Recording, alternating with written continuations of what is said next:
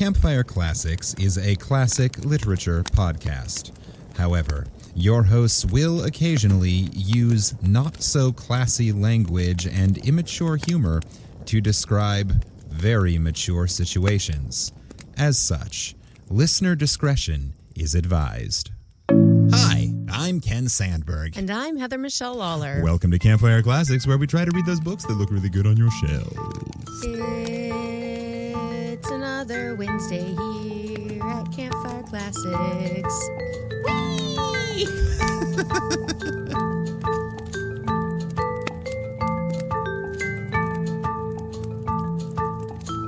Oh, dear. It's been a long day, y'all. This week's episode brought to you by the letter W for Wee and Wednesday. And Wednesday, yeah. I had a long day, and Ken's like, oh, yeah, we have a podcast. And I'm like, oh, yeah, my eyes are bulging out of my face. And that's not like, I'm not speaking like in euphemism or in literally my eyes are swollen. I went from having a sty on my right eye like 2.5 weeks ago. Something like that, yeah. To it kind of going away. We went up to Maine and got some pretty pictures taken. Some beautiful pictures and had a great time planning a wedding, meeting our vendors. But so great trip. But like the last day we were there, I'm like, my eye really hurts again. Except now it's my left one and my right one. So I quite literally have a sty on both of my eyes at this moment. And if anyone's ever had one, it basically feels my eyes are going to bust out of my face. Like it's that pressure, but like in my eyeball. Yeah.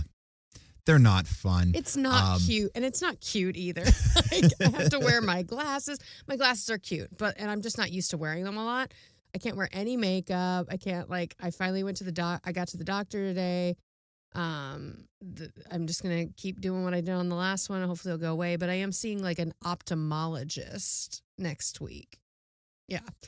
To make sure like this is not a reoccurring thing or which is an optometrist. eye health doctor as opposed to a vision doctor. Yeah, she had to explain that. She's like, don't go to an optometrist because like I've been going to an optometrist since I was like in third grade because I've had glasses since I was it was right after I finished third grade. So I've been going to optometrists for a long time, but an ophthalmologist is like it's like psychologist versus psychiatrist. Yeah.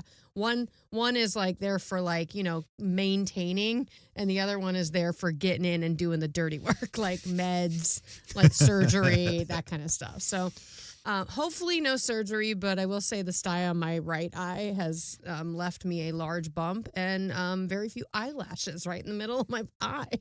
So I'm looking real cute just in time for the wedding. So we're gonna be getting some antidepressants for your eyelids. Basically, yeah. I wonder if it's like that episode of Sex and the City where Charlotte's vagina is depressed, or or maybe it's Miranda. Anyway, somebody's like, they gave me an antidepressant for my hoo-ha. I am not familiar enough with Sex and the City to... Because literally it's one of my favorite lines in the entire thing, because Carrie goes, maybe your would like some French fries. And it's one of my favorite moments, because when I'm depressed, I like French fries. I mean, I like French fries all the time. But yeah, so hopefully I'll know more Monday, next Monday. So maybe if you just eat French fries, your eyelids will get better. Maybe. Maybe I haven't been allowing myself enough French fries lately. Who knows? Dear listeners, if you want to help out Heather's eyelids, you can get on Grubhub and send us French fries. Don't give out our address on the internet. Lord. But yeah, so basically what we discussed is, because it's time to record, and I've also had, since we got back from Maine, I have nonstop been working and doing stuff. We had 2 auditions. We had an audition yesterday. We had an audition tomorrow, and we're going to have several auditions yesterday. This is where my brain is, because I am in constant pain right at my eyes.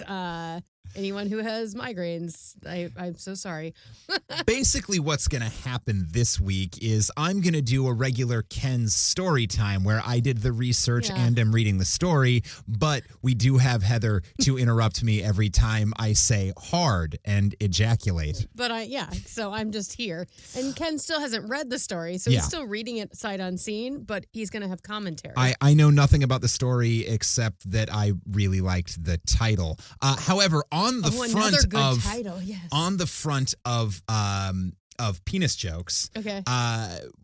Before we jump into the story and the penis jokes, we have to do this week's alliterative euphemism. Yes.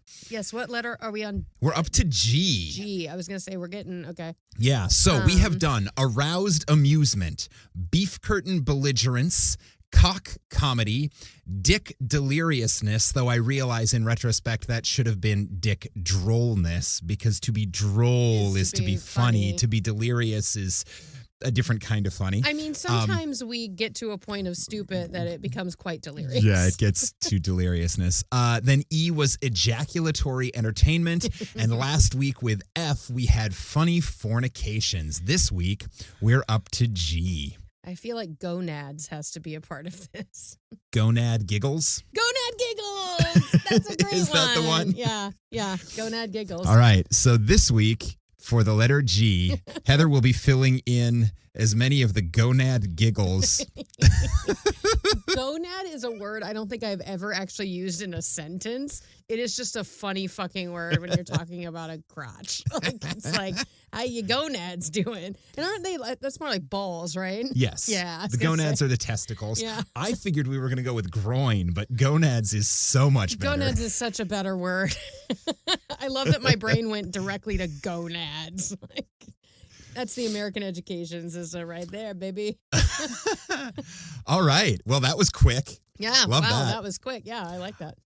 Right. So this week I have selected a story for Ken to read, but before I does do that, this is gonna be great. I'm going to read us a few fun facts to put us in the mood for the story. I like this kind of podcast. I just sit here and drink wine and keep my eyes semi-open and listen. I love this. I drink and I say funny things. It's like when I'm yelling at my favorite podcast, but I'm actually on microphone. It's great. So this week might feel a little bit extra like that given the title of the story we're reading. Okay. Because I know what your favorite podcasts tend to be. Yes. But fun facts. So this week's author is Ambrose Bierce. Oh, he's back. Yeah, we've read him a few times already in episodes like Here Comes the Boom Boom, Yappy Dog City, and Mucus of the Soul. He was one of our early ones, too. Yeah, that first one, Here Comes the Boom Boom. We read Occurrence at Owl Creek Bridge, and it was episode 12. Yeah. Yeah. So anyway, he's been covered pretty thoroughly, but I'm going to give a quick once-over of his history for people who might not remember. Born in Ohio in 1842, but he grew up in Indiana. He and his 12 siblings all had A names. That is so rude. Because his dad was a dick, apparently. A narcissist? Did his dad have an A name too? Marcus Aurelius. His name was Marcus Aurelius Bierce. Oh, Lord. That guy sounds like a tool. Anyway, so he and his siblings were Abigail, Amelia, Anne, Addison, Aurelius, Augustus, Almeda, Andrew, Albert, Ambrose, Arthur, Adelia, and Aurelia. Almeda? Yep. That poor child in the middle. Yeah. Anyway, by 15, he was a printer's devil, which basically it's the actual title of a job, and it means that he did all of the shitty tasks around the print shop that no one else wanted to do. So the executive assistant or the assistant. Yeah, but if the assistant's a 15-year-old bitch boy. Well, they're trying to take away child labor laws in Florida right now. Yeah. So here we go. Yeah. Anyway. Also, I want to put that on my resume. I want to be like, I'm the printer's devil, baby. Other famous printer's devils in history include Benjamin Franklin, Walt Whitman, Mark Twain, and Bret Not the Hitman Hart. Okay, so it's most of whom we've read on this podcast. Yeah, I was going to say, so it's actually a really good position for someone who wants to go into writing or journalism, or that makes sense because you get to learn the business. Yeah, yeah. You're around. You're around text all the time. You probably get to read stuff. Yeah. You're like setting the printer. Yeah, cool. By 1861, Ambrose had enlisted in the army, presumably to get away from the print shop or possibly his dad, who gave him the name Ambrose.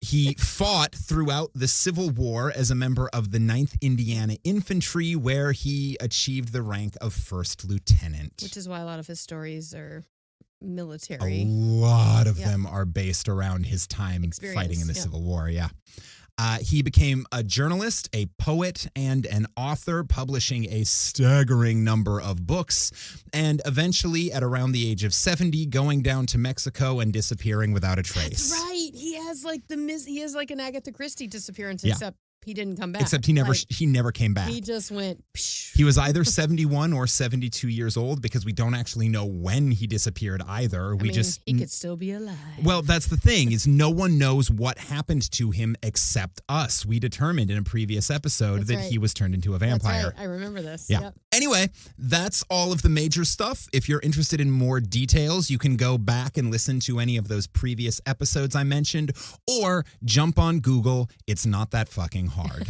Wikipedia is your friend. So this week, we're reading a story he wrote called My Favorite Murder. Oh my gosh. Oh yeah, now I know what you mean. Yeah. Yep. Let's start this fire. I'm going to sit here and listen.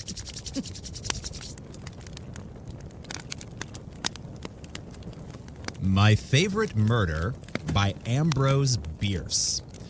Published in 1888 in the San Francisco Examiner, September 16th, which I ordinarily say in my fun facts, but forgot. Oh, no, it's great because it's in the story. You didn't have to. Yeah.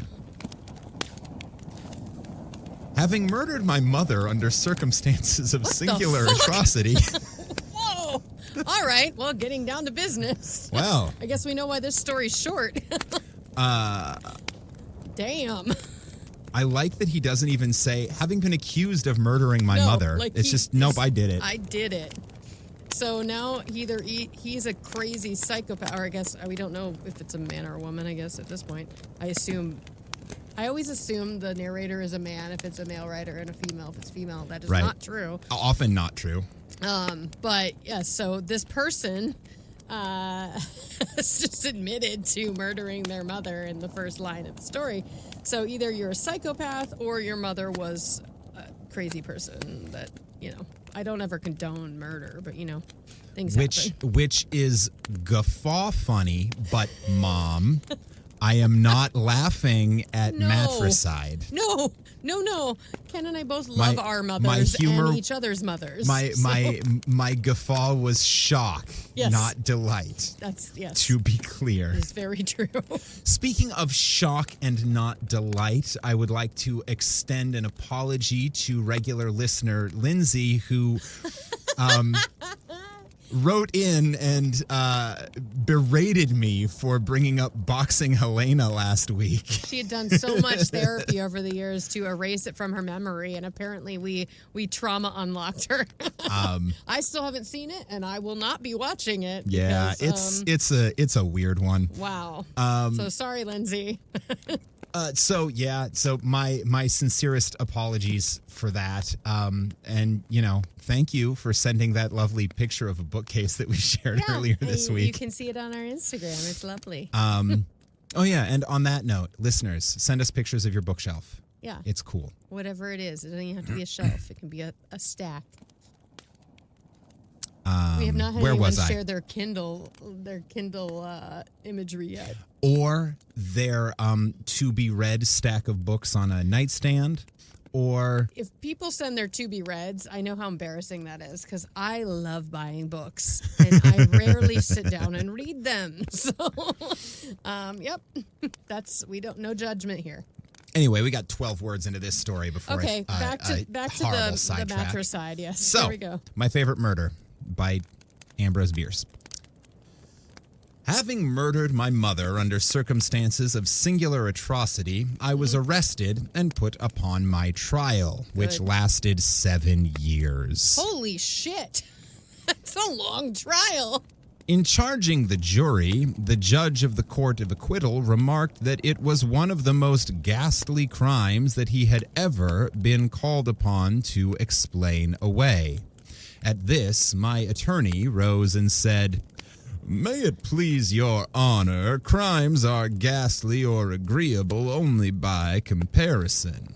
If you were familiar with the details of my client's previous murder of his uncle, you would discern his later offense, if offense it may be called, something in the nature of tender forbearance and filial consideration for the feelings of the victim." Okay, I waited for the end of the sentence. Holy shit. But wait, so this is a serial killer. A serial family killer. Yep. Well, they do say that no one can upset you quite so much as the people you love most. Well, yes, that is why, we know the statistics. And if whenever you a don't- murder is committed, the first person you go to is the closest family member. The You're looking at partner, or spouses, the child. parents, children. Yep.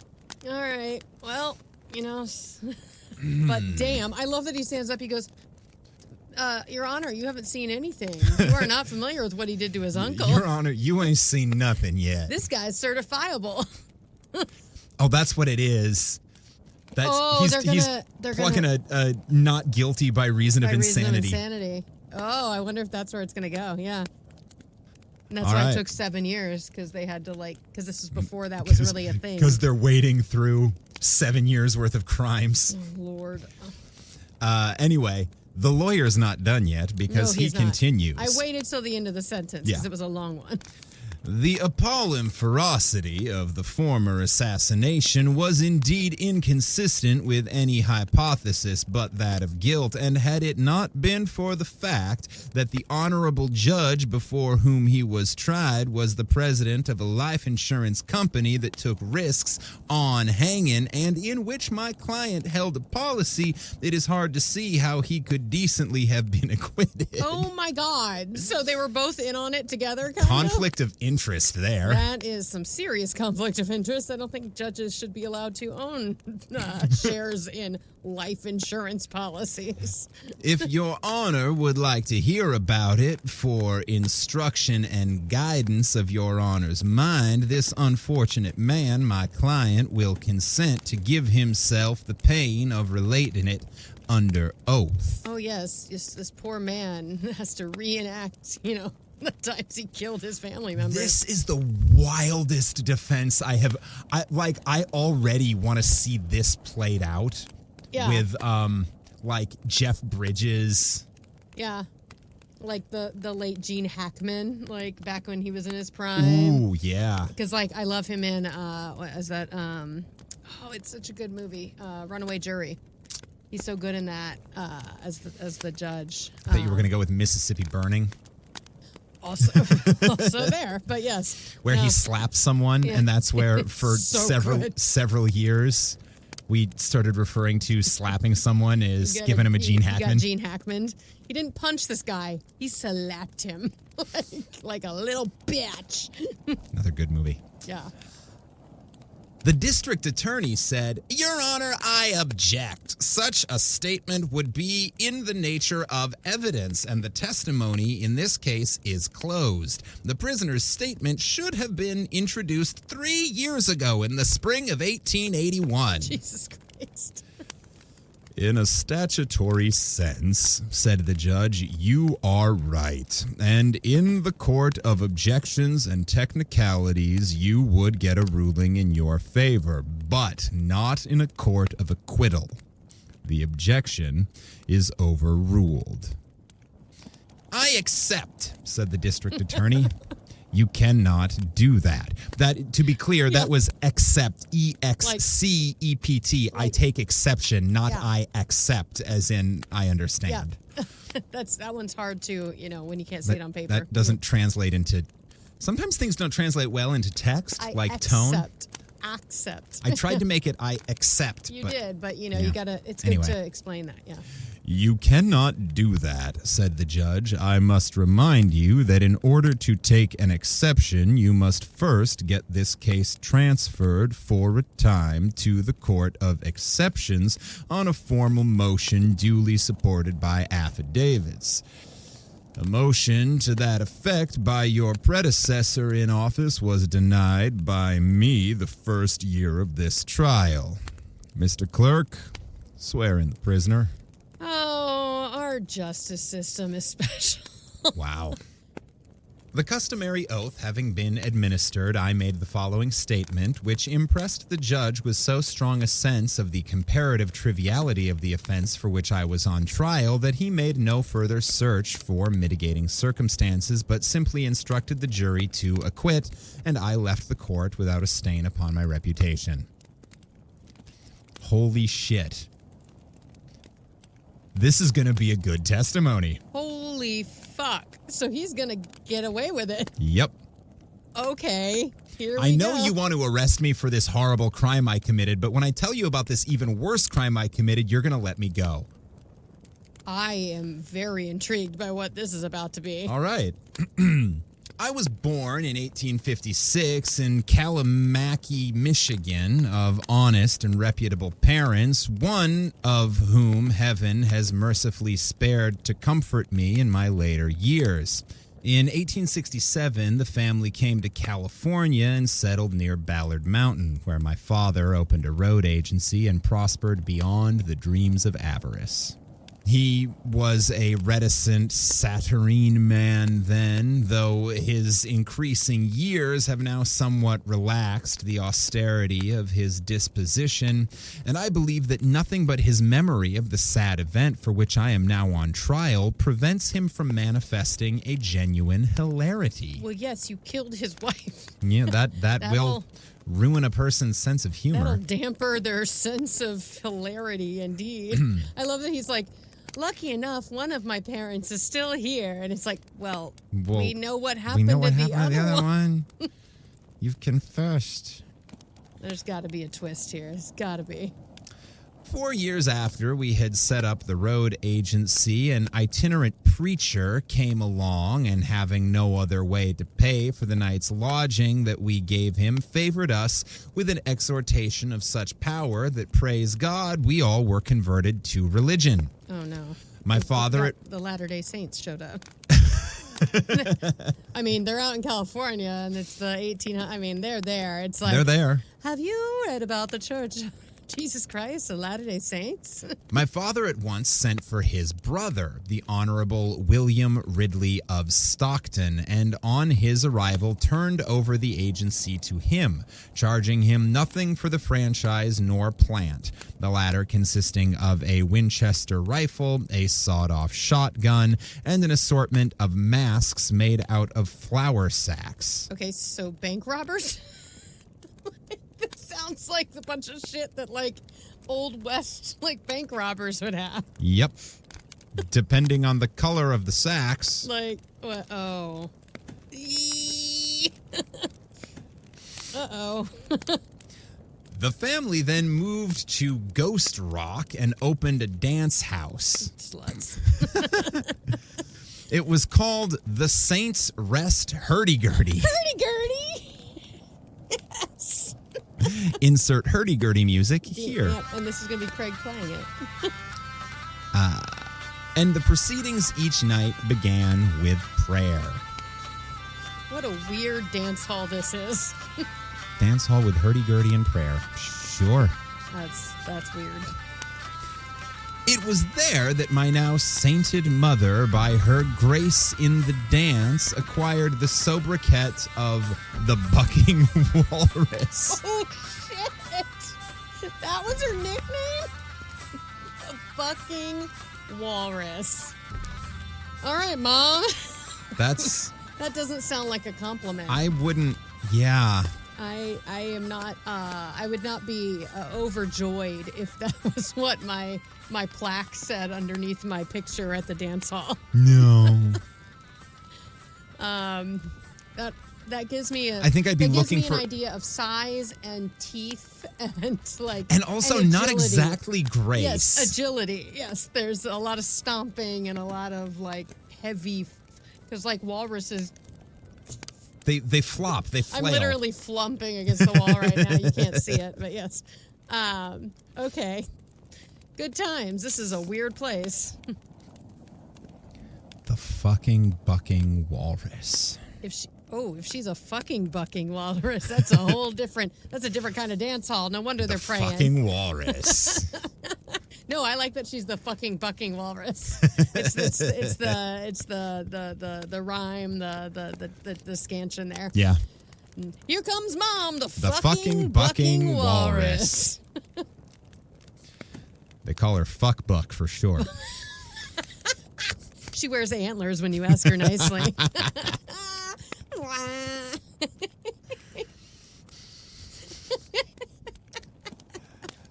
Everything's a kink for someone. You know, no shame, y'all.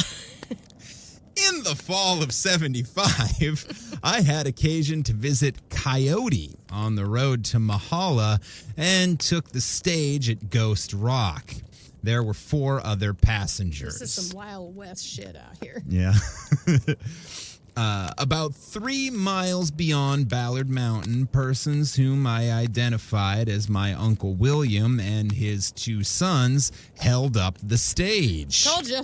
It's like the shit they just acquired is to rob people. Well, I feel better about that than... Yeah, yes. I feel better than that, than they're part of another group that likes to wear masks. So, yes. I mean, we are in California and not in Georgia. So, yeah. There's, you know, racism can happen anywhere and does. But I was leaning towards hopefully more Wild West action. Than but in fairness, and I'm just going to go ahead and admit this now, we are editing the name of the mountain that he lives near. That is the modern name because the old name is very offensive. Is what led me to think they might be KKK members. Yeah. So feel free to look that up or not. Or not. But put on your But you may want to do it in don't track my searches search if you're going to. And apparently it was named almost that until 2009, you said? Something like that, yeah. Until way more recently than I was entirely comfortable with. But anyway, Ballard Mountain. Okay, so is what we're calling it now. Uncle and his sons are holding up stagecoaches. Yeah, holding up the stagecoach. Good times. Finding nothing in the express box, they went through the passengers. Ouch. Fuck, that seems unnecessary. Fucking bucking the passengers. Fucking bucking with their sawed-off shotguns. I acted a most honorable part in the affair, placing myself in line with the others, holding up my hands and permitting myself to be deprived of $40 and a gold watch. From my behavior, no one could have suspected that I knew the gentleman who gave the entertainment. That is some entertainment I could do without, but, you know. All things being equal, Wild West things are different. It's a different kind of time. I guess times is hard, and they were bored, and getting robbed at shotgun point was... It's kind of the highlight of your trip out there. I mean, at the very least, you're not bored. Yeah, that is true. You're not bored. And you got a story to tell over the candles that night when you get home. Yep. A few days later, when I went to Ballard Mountain and asked for the return of my money and watch, my uncle and cousins swore they knew nothing of the matter, and they affected a belief that my father and I had done the job ourselves in dishonest violation of commercial good faith. Okay, so uncle is a dick. All right, great. I don't know what you're talking about. You robbed yourself. You robbed yourself. I don't know what you're talking about. I definitely didn't buy that stuff off your dad a week ago. Uncle William even threatened to retaliate by starting an opposition dance house at Ghost Rock. Oh, we're going to get a Footloose scene. It's going to be like dance off. It's like Anchorman when they all have the dance party, the dance off. Although it's a little more like West Side Story. Yes. They're going to dance off, but we know someone ends up dead. Someone's dead. Yeah, okay. Okay, we'll go West Side Story. Here we go. As cool boys. And they so are on the West cool. Coast. Yeah. This is West Coast Story. This is This we're getting is the wild opposite. Wild West Side Story. Wild West Side Story. That's the title of the episode. Y'all, somebody write that. That's a good parody right there. It's just like a bunch of freaking cowboys. And all of the music is Steve Martin. Will Smith's Wild Wild West. Or that. Yes. I was going to go Steve Martin like on banjo, like super like authentic, like almost like bluegrassy. No, this is a hip hop musical So Lin-Manuel is involved. based on Will Smith's Wild Wild West. All right. Quijada, if you're listening, get on this. Anyway, Moving on. Uncle Bill's a Trademark. dick. As the Saints' Rest had become rather unpopular, I saw that this would assuredly ruin it and prove a paying enterprise, so I told my uncle that I was willing to overlook the past if he would take me into the scheme and keep the partnership a secret from my father. This fair offer he rejected, and I then perceived that it would be better and more satisfactory if he were dead. That's a leap. That is a leap. I mean, he does sound like a tool bag and an asshole, but also, does Uncle know that he has already displaced Mom? He hasn't already displaced Mom. Oh, she's still there at this point. I thought She's they still moved out there after she died. No, because they said on this trial that's at the right. trial, yeah, you think him killing his mom was bad. That's right. He did this before. You should hear about his earlier murder. Okay. I thought they moved out west when Mom was dispatched. No. Okay. All right. So Uncle is not aware of his homicidal tendencies yet. No. Okay. He might not be aware of his homicidal tendencies yet. Maybe not. Although it seems like he's starting to feel them now. Also, Wild West tendencies tend to be a little more extreme. There's a lot of... When I hear about murder in the Wild West, it just kind of sounds like survival. It's like, was it really murder? Or was it just like, it was him or me? Is it self-defense? Maybe that's what they're preaching here. All right, let's go. My plans to that end were soon perfected. If you're making plans, it's not self-defense. No, that's premeditated, as we like to call it in the legal world. And communicating them to my dear parents, I had the gratification of receiving their approval. We call that being a... That's collusion. A collusion or an accessory to the crime, yes. Yep.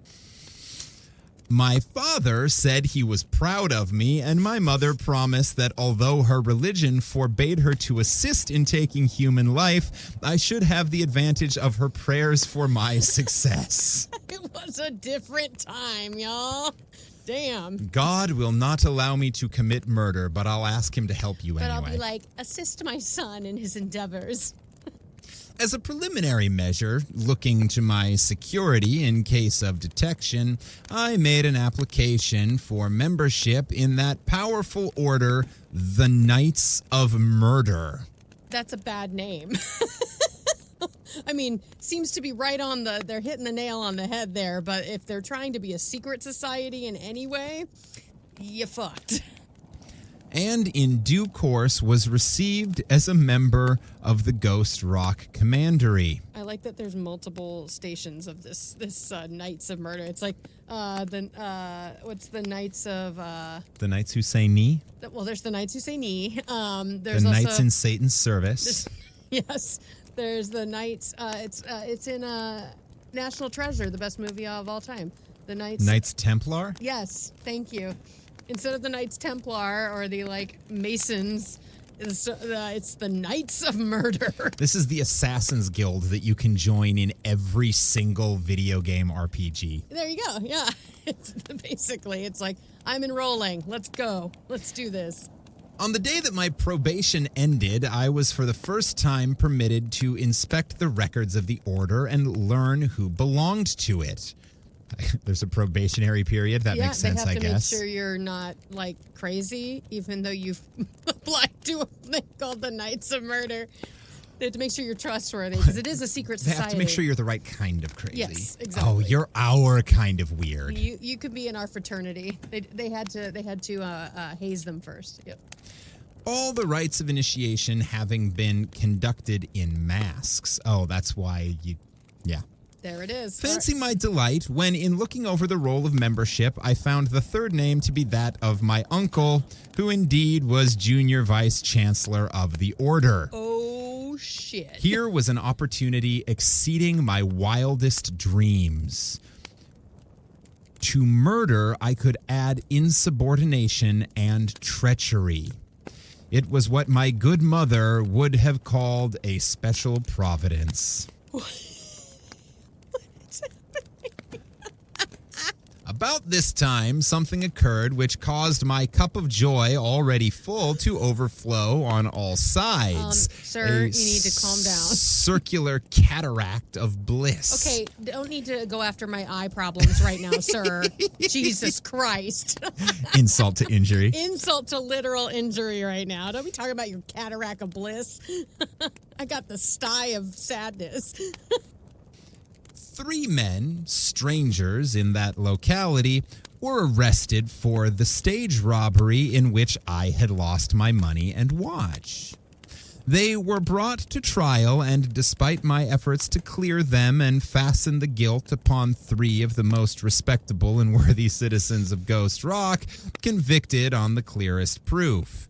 The murder would now be as wanton and reasonless as I could wish. Oh, man. He was trying to, he'd be like, well, instead of hanging them, I'll just shoot them. Well, he was trying to make them the bad guys. Make them the bad guys and get them hung for the crime they committed, but no. So he's like, gotta take it into my own hands. Yep. One morning, I shouldered my Winchester rifle and, going over to my uncle's house, asked my Aunt Mary, his wife... You have 2 Aunt Marys. I have 2 of them. If he were at home, adding that I had come to kill him. Aunt Mary's like, okay. My aunt replied with her peculiar smile that so many gentlemen called on that errand and were afterward carried away without having performed it, that I must excuse her for doubting my good faith in the matter. Wow, so everyone's after him. Okay. She said I did not look as if I would kill anybody, so as proof of good faith, I leveled my rifle and wounded a fellow who happened to be passing the house. What? Rude. Wrong place, wrong time. You know, Guy's just sometimes going to work at his stupid job. He's like, what the fuck, man? It's dangerous to walk down the street. It's dangerous Apparently. to just, go to work in the Wild West, y'all. She said she knew whole families that could do a thing of that kind, but Bill Ridley was a horse of another color. She said, however, that I would find him over on the other side of the creek in the sheep lot, and she added she hoped the best man would win. What's he doing in the sheep lot? I know men get lonely out in the Wild West. But his wife's right there. Yeah, she doesn't sound like she's super interested in him. She's like, everyone in this town wants to kill him, and I'm over it. Go up. Go try your best, honey. Anyway.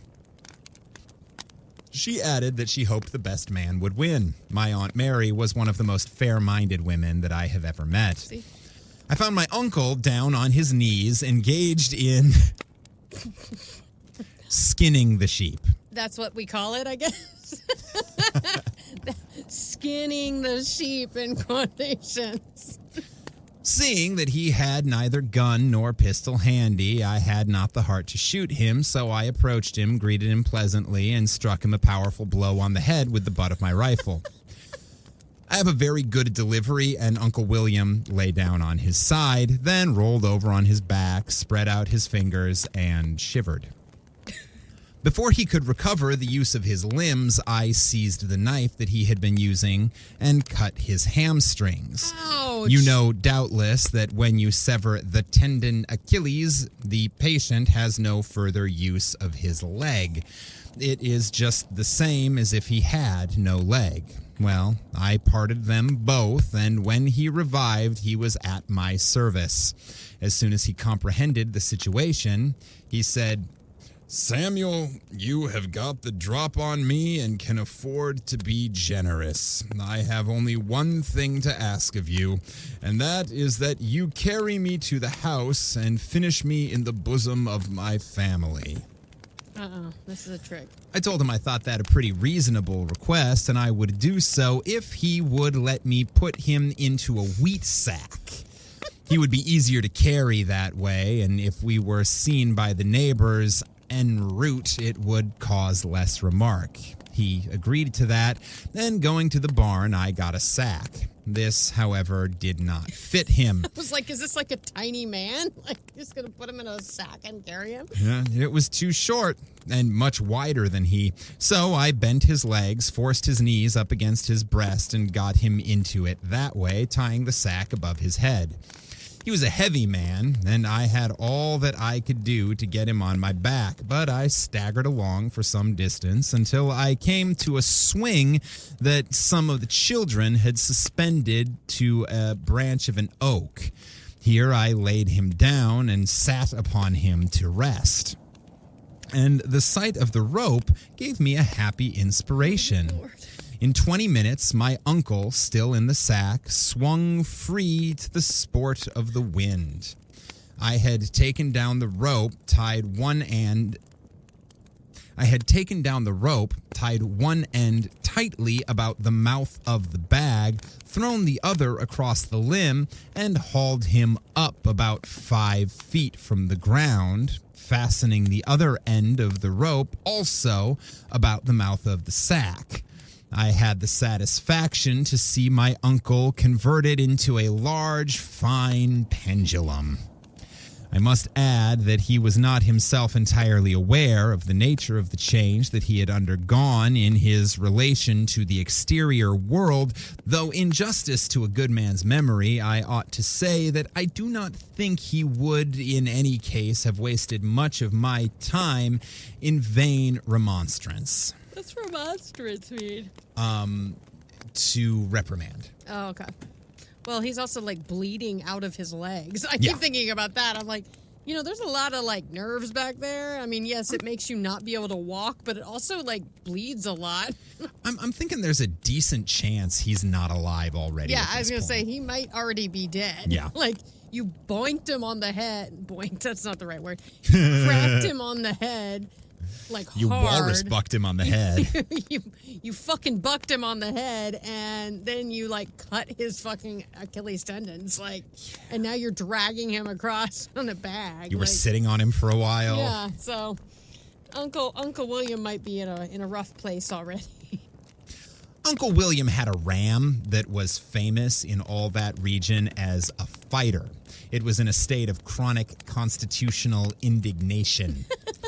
Some deep disappointment in early life had soured its disposition, and it had declared war upon the whole world. Maybe Uncle William was skinning the ram. To say that it would butt anything accessible is but faintly to express the nature and scope of its military activity. The universe was its antagonist, its methods that of a projectile.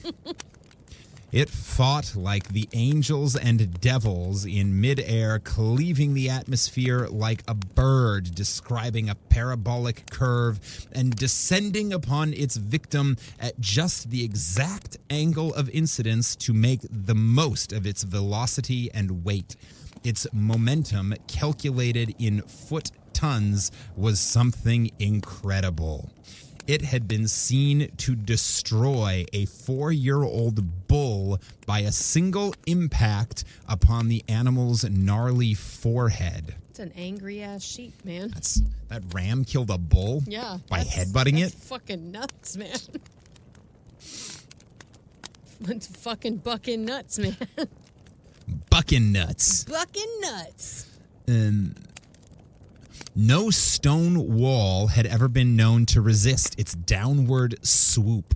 There were no trees tough enough to stay it.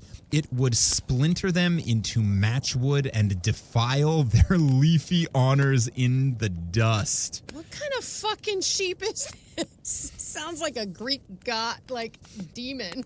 Sounds like super angry Bacchus. Yeah, it's like, what? This irascible and implacable brute, this incarnate thunderbolt, this monster of the upper deep, I had seen reposing in the shade of an adjacent tree, dreaming dreams of conquest and glory. It was with a view to summoning it forth to the field of honor that I suspended its master in the manner described.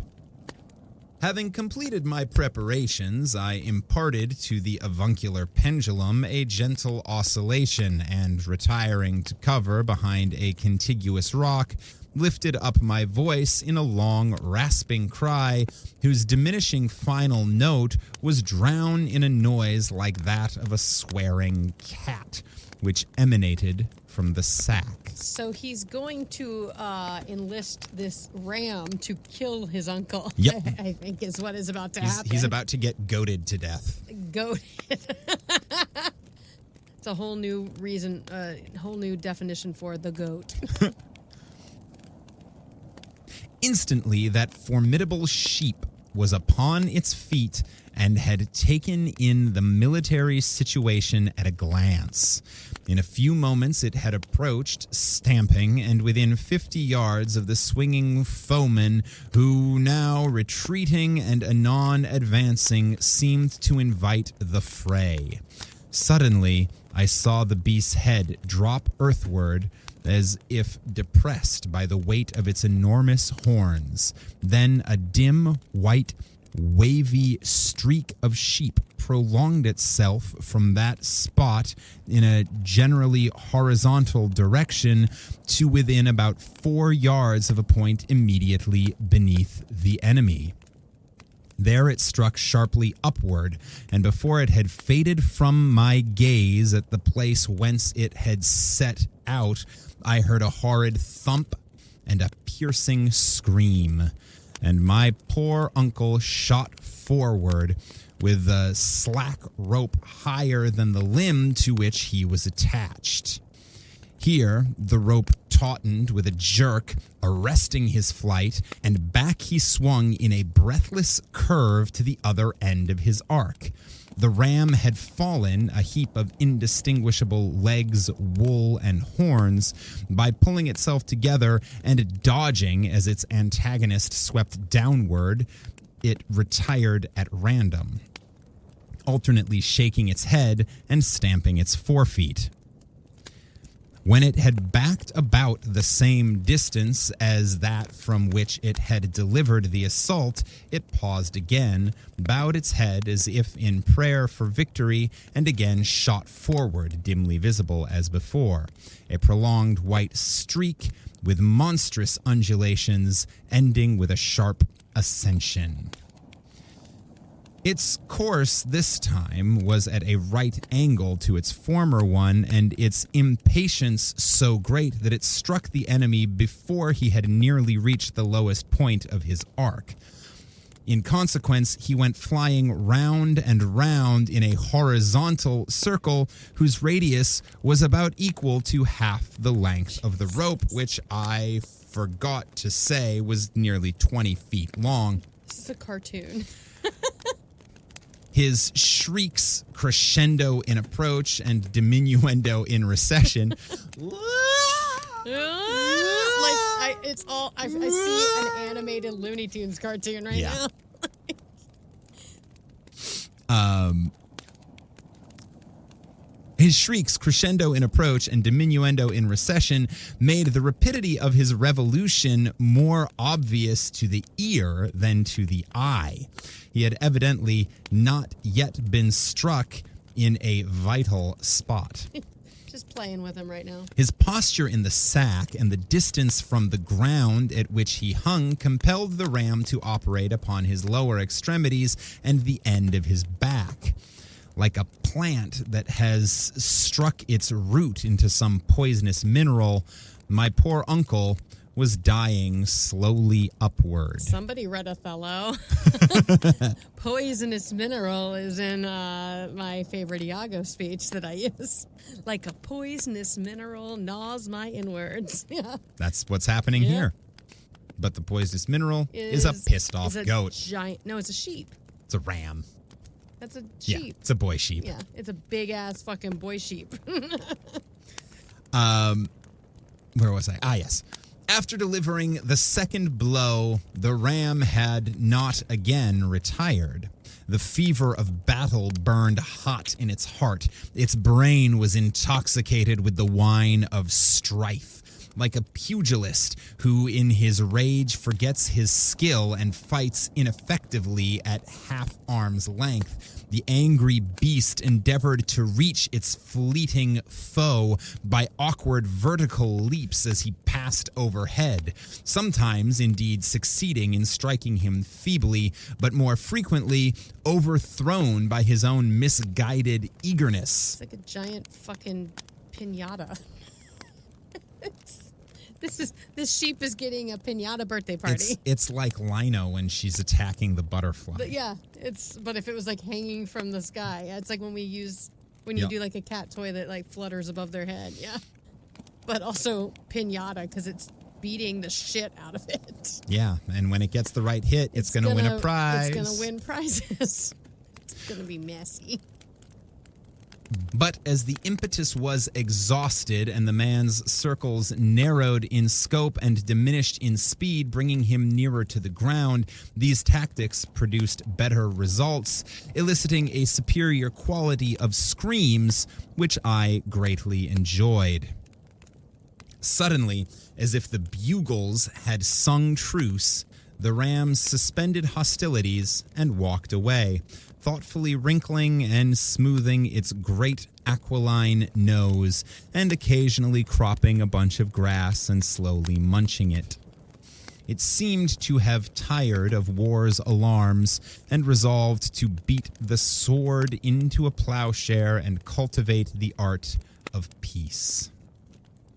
Steadily, it held its course away from the field of fame until it had gained a distance of nearly a quarter mile. There it stopped and stood with its rear to the foe, chewing its cud and apparently half asleep. Rear to the foe, chewing its cud sounds dirty. I know it's not, but I'll rear to the foe and chew your cud. Like, what? That sounds like Wild West nasty speak. Chew my cud and stick my rear in your face. Fucking buck, yeah. I observed, however, an occasional slight turn of its head, as if its apathy were more affected than real. Meantime, Uncle William's shrieks had abated with his motion, and nothing was heard from him but long, low moans, and at long intervals my name, uttered in pleading tones, exceedingly grateful to my ear. Evidently, the man had not the faintest notion of what was being done to him, and was inexpressibly terrified. Probably has a fucking concussion. Yeah, among other things. Among many other things now. When death comes cloaked in mystery, he is terrible indeed. Little by little, my uncle's oscillations diminished, and finally he hung motionless. I went to him and was about to give him the coup de grace when I heard and felt a succession of smart shocks which shook the ground like a series of light earthquakes, and turning in the direction of the ram saw a long cloud of dust approaching me with inconceivable rapidity and alarming effect. At a distance of some 30 yards away, it stopped short, and from the near end of it rose into the air what I at first thought to be a great white bird. Its ascent was so smooth and easy and regular that I could not realize its extraordinary celerity, and was lost in admiration of its grace. To this day, the impression remains that it was a slow, deliberate movement. The ram, for it was that animal, being upborne by some power other than its own impetus, and supported through the successive stages of its flight with infinite tenderness and care. My eyes followed its progress through the air with unspeakable pleasure, all the greater by contrast with my former terror of its approach by land. Onward and upward the noble animal sailed, its head bent down almost between its knees, its 4 feet thrown back, its hinder legs trailing to rear like the legs of a soaring heron. Is he tripping on fucking acid? What's Did he eat some weird mushrooms and I don't like what the insane root? Like what's going on? At a height of 40 or 50 feet, as fond recollection presents it to view, it attained its zenith and appeared to remain an instant stationary. Then tilting suddenly forward without altering the relative position of its parts, it shot downward on a steeper and steeper course with augmenting velocity, passed immediately above me with a noise like the rush of a cannon shot, and struck my poor uncle almost squarely on the top of the head. So frightful was the impact that not only the man's neck was broken, but the rope too, and the body of the deceased, forced against the earth, was crushed to pulp beneath the awful front of that meteoric sheep. The concussion stopped all the clocks between Lone Hand and Dutch Dan's, and Professor Davidson, a distinguished authority in matters seismic, who happened to be in the vicinity, promptly explained that the vibrations were from north to southwest. Altogether, I cannot help thinking that in point of artistic atrocity, my murder of Uncle William has seldom been excelled. The end. What the fuck? So he got off for the murder of his mother because he let a sheep beat his uncle to death. What does mom do? We don't know. We also don't know what he did to his mom. Yeah, and like his mom seemed pretty cool. Like his mom was like, "I can't do it because God, but I'm with you, honey. Do your thing." Yeah, Like, that was weird. that was a weird story. That was a very weird story. I also just realized favorite is spelled the British way. Yeah, well, it's old timey. It's old timey, but yeah. Wow, that was wild. So, but he was an accomplice. He didn't actually murder his uncle. Like, really, though. Like, he put him in a position where he could die. So, like, it was like 2nd-degree murder. But he didn't actually kill him. He was an accomplice to a goat. Why do you keep saying goat? It's a sheep. Because goat is a funnier word. Sheep is funny, too. He was an accomplice to a sheep. Sheep are fluffy and hilarious. Like, Yeah, there's just something about the sounds in the word goat. goat. Sheepy pee. And I think of goats as headbutting things. I don't think of sheep. I know they do. They do. And like rams have like the big Yeah. horns, like the big quirly horns. Quirly horns? Quirly. Quirly. Yeah. Okay, so that was interesting. The writing was beautiful. Yeah. I wonder if there is a follow-up story where we get, what happened to mom, but I guess this guy just likes to go out and torture people that suck. But his mom seemed cool, so I was. Yeah, waiting. we don't. I would be curious to know what it was he did to his mom. Also, I wonder how Aunt Mary feels about the loss of her shitty husband. She did say, "May the best man win." Yep, and I guess the best sheep won. So Yeah. leave it to the Greek god of sheeps. Oh, it's like Aries. Oh yeah. Yeah. Like that's what I envision is this giant constellation sheep that's just like flying through the sky and it's like "Mah, Demon sheep. demon sheep." Yeah, that was a weird one. How'd y'all feel about that? What'd you think? What'd you think? What do you like, sheeps or goats committing murder better? Would you have acquitted him? That's what I want to know this week. Would you have acquitted him of murder based on that story? I would say I need more information. I would say, well, he can't be first-degree murder because it's not. But that's the thing. This isn't the murder he's on trial for. Oh, I know. But they're saying by murdering his uncle, he could. So, like, what happened to his mom now? Like, Yeah. I'm like, was that also like an accident or like a Because if that was more violent and crazy than Mom's, I'm like, what happened? There are that left a lot of unanswered questions. A lot of unanswered questions. What do you think happened? And left me in the mood to watch some Looney Tunes. Yeah, very Looney Tunes. Like, at first I was like, whoa, this is dark. And then I went, oh, this is very cartoony. It's literally black comedy. It's very Snidely Whiplash. the red mustache guy, Sylvester, Sam? Yosemite Sam. I was going to say Sam. This was what I was thinking. Yep. Very Yosemite Sam characters. Yeah. Like everyone's walking around like, hey, you do. I'm over here right there now. I got my shotgun. And then they start whipping around. It's like, and the goat, the sheep. Now you got me, goat. The sheep is very cartoony, like giant sheep. I think the judge from the beginning is Foghorn Leghorn. Yeah. Oh, yeah. He's like, I'll say. I think the defense attorney is Bugs Bunny. Yeah. And I think the prosecuting attorney, maybe Daffy? That would work. Maybe Elmer Fudd? Fudd works, too, because he likes guns. Yeah. No, he'd be the defense attorney. He'd be working on the side of the murderer.